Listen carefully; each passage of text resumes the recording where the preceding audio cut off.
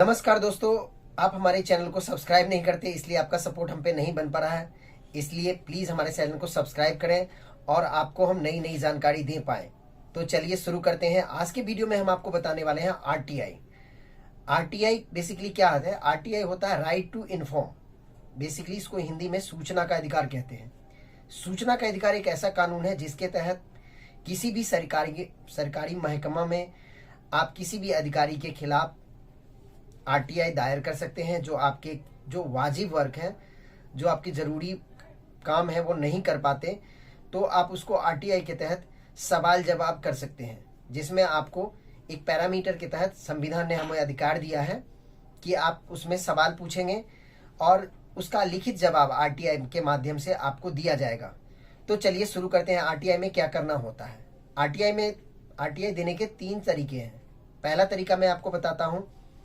किसी भी विभाग में या कहीं रोड बन रहा है, उसमें काम में गुणवत्ता नहीं हो रही है, तो आप उसको आरटीआई के माध्यम से उस विभाग के उच्च विभाग के निम्न अधिकारी से आप सीधी उसमें क्वेश्चन कर सकते हैं कि मुझे सूचना के अधिकार के तहत ये आवेदन करना है, मैंने आवेदन किया है और इस आवेदन के तहत मुझे इस कार्य की कितने में ये कार्य करने का समय है, कितने पैसे में ये कार्य किया जा रहा है, इसमें कितने लेबर लगे हैं, इसमें कितने काम होने हैं और अभी तक इसमें क्या काम हुआ है, और इस कार्य में किसी भी तरह की अगर परेशानी है तो इसकी शिकायत हम किसको कर सकते हैं, इसके लिए कौन रिस्पॉन्सिबल पर्सन है, कौन से अधिकारी हैं।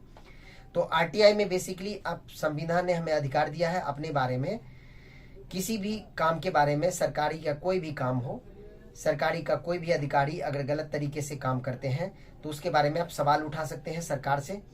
इसके लिए सरकार आपको संविधान का मौलिक अधिकार है जिसके तहत आप पूछ सकते हैं। इसमें अगर आप नेट से टाइप करते हैं, अगर आप नेट के थ्रू भी आरटीआई कर सकते हैं। इसमें एकमात्र आपको 11 रुपये का फीस देना होता है।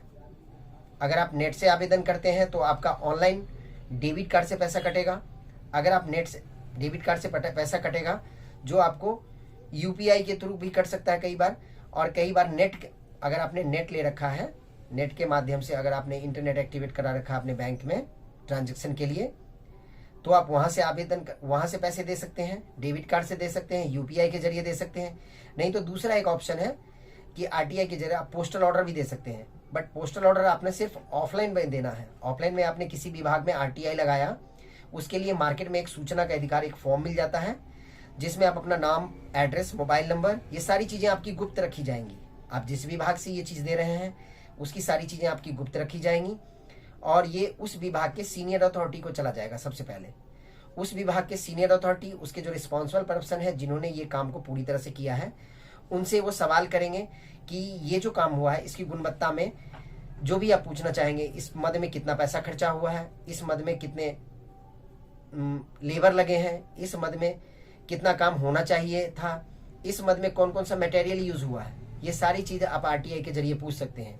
आपको अपनी किसी और तरह की समस्या है, आपने कोई आवेदन किया सरकारी में, जैसे आपने पासपोर्ट के लिए आवेदन किया, आपका टाइम हो गया, पासपोर्ट का टोटल टाइम होता है 45 दिन का बनाने का। अगर आपका 45 दिन में पासपोर्ट नहीं बन पाया तो आप आरटीआई के जरिए सवाल पूछ सकते हैं उनसे, विभाग से। 45 दिन का इसका एक पैरामीटर है, 30 दिन के अंदर ये आरटीआई में जवाब देना होता है। अगर वो अधिकारी आपको 30 दिन के अंदर जवाब नहीं देते हैं तो इसमें प्रथम अपील आप दर्ज कर सकते हैं। जैसे आप प्रथम अपील दर्ज करेंगे तो आरटीआई का जो उच्च अधिकारी होंगे, जैसे आपने ब्लॉक लेवल का कोई काम किया तो ये डीपीओ को चला जाएगा, डिस्ट्रिक्ट प्रोग्राम पदाधिकारी के पास चला जाएगा। तो यहाँ डीपीओ साहब को जवाब देनी पड़ेगी।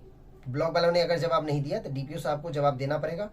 और इसमें जैसे आप प्रथम अपील करेंगे तो सीधा डीपीओ साहब को चला जाएगा, और इसमें द्वितीय अपील जैसे करते हैं तो ये सीधा चला जाएगा स्टेट कमिश्नर को, जो स्टेट का आरटीआई का जो हेड ऑफिस होता है वहां उनको जवाब देना पड़ेगा। सेकेंड अपील में जो पटना में इसको मॉनिटरिंग करते हैं डीपीओ साहब को, वहां से उनको जवाब देना पड़ेगा द्वितीय अपील। तो बेसिकली अगर इसको वो सही समय पर जवाब नहीं देते हैं तो उस अधिकारी को 25,000 रुपये जुर्माना देना पड़ता है। तो आपको पता होगा अगर किसी भी अधिकारी के अगर सैलरी से अगर 25,000 रुपये कट जाए तो उसको कितना दुख होता है। तो इसलिए आरटीआई हमारे लिए एक बहुत बड़ा प्रोडेंशियल है, सरकार के खिलाफ अगर कोई भी अधिकारी अगर रिस्पॉन्सिबल तरीके से काम नहीं करते हैं तो आप उसके बारे में सरकार से सवाल पूछ सकते हैं। और ये हमारा संविधान का मौलिक अधिकार है और इसके लिए हमारा पूरा राइट है इस चीज़ को जानने का। तो इसलिए इस चीज़ को जानें, ज़्यादा से ज़्यादा लोगों को शेयर करें और दूसरों को भी जागृत करें। और अगर इस तरह के कोई सवाल आपके मन में है तो आप हमारे कमेंट बॉक्स में वो डिटेल डाल करके आप उससे सवाल पूछ सकते हैं। हमें जो भी बेहतर पता होगा वो हम आपको जवाब देने की कोशिश करेंगे। अगर आपको वीडियो अच्छी लगी हो तो इसको लाइक करें, शेयर करें, कमेंट करें